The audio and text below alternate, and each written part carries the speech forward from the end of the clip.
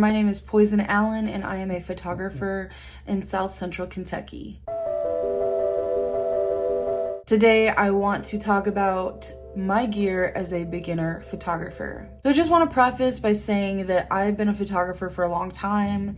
I got into photography when I was a wee little girl and I have just always loved it. I spent many years working with a point and shoot camera that I would get for Christmas or that I would buy myself, because at the time I did not know the difference between point and shoot cameras and DSLRs because your girl was uneducated. I started doing some research on what would be a good entry-level DSLR, and my brother got me this baby for my birthday. This is a Canon Rebel T6. And currently I have my 50mm lens sitting on top of it. This is my first DSLR camera. This is not a bad camera. I know it is a crop sensor camera, but this is a really good starter camera and I still use it. I still use this in my business. It's really not about the camera, it's about the person. Your editing skills, the way that you take pictures, your angles, your lighting, it's all about all of those things kind of combined. I use the Canon Rebel T6 and I love it. I love this camera. When I first got this in 2018, I only had the kit lens that came with it, and it was like an 18 to 55mm lens, which is fine, but the problem is that the aperture was not that low. I think it was like 4 point something or maybe 3.5 or something like that.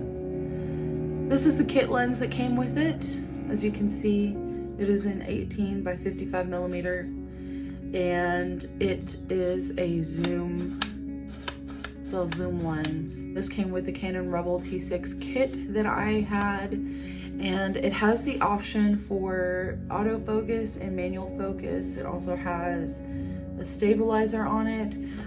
So this, if you turn this part right here, this is the zoom. This part is the manual focus. So if you want to use the manual focus, you can. I usually leave mine on autofocus just because I have eyesight issues and it's easier for me to use autofocus.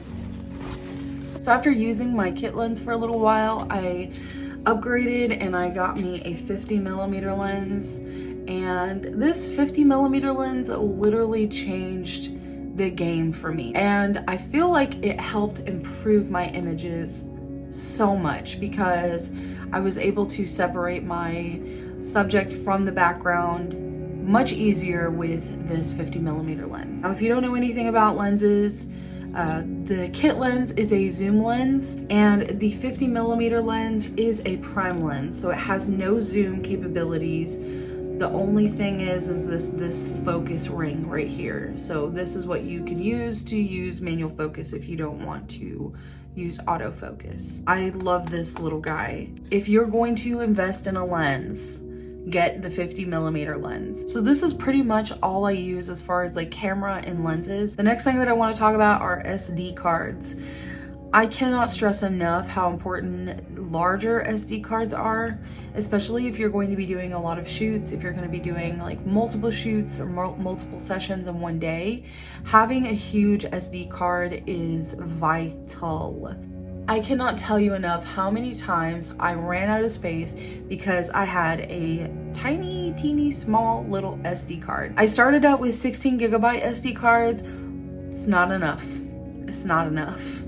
Upgrade, upgrade, upgrade. Spend the money on SD cards. You will want to, because when you run out of space and you don't have any place to put your images, you're gonna stress out. Now that we're done talking about physical gear and camera, we need to talk about software, because as a photographer, you can take pictures, you can set your white balance and all that stuff and get really good pictures, like really nice pictures that do not need to be touched up.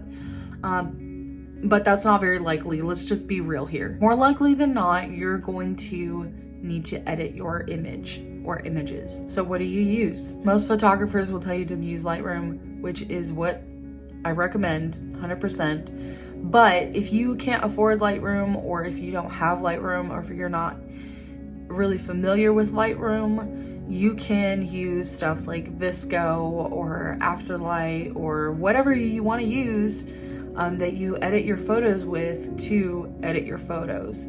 So for a long time when I was like trying to build my client base, I used VSCO.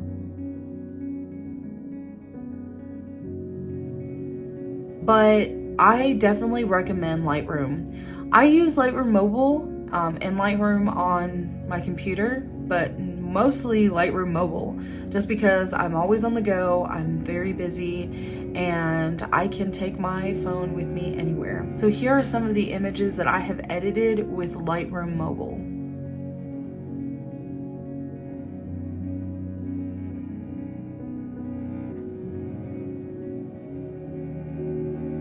The next thing I want to talk about, if you're a photographer, you're going to have to figure out a way to send your images to your clients. The best thing that I can tell you to use is Pixieset. They have a free option and you can easily send your images to your clients via Pixieset. If you want to start a photography business, start out small, work with what you got, use your resources, and just keep going from there. Once you start getting paid clients, you can upgrade. I think it's very important, if you can't afford to pay $1,000 or $1,300 on a full frame camera, then don't do it. Use what you got. Use your phone. Like, I started taking pictures with my phone.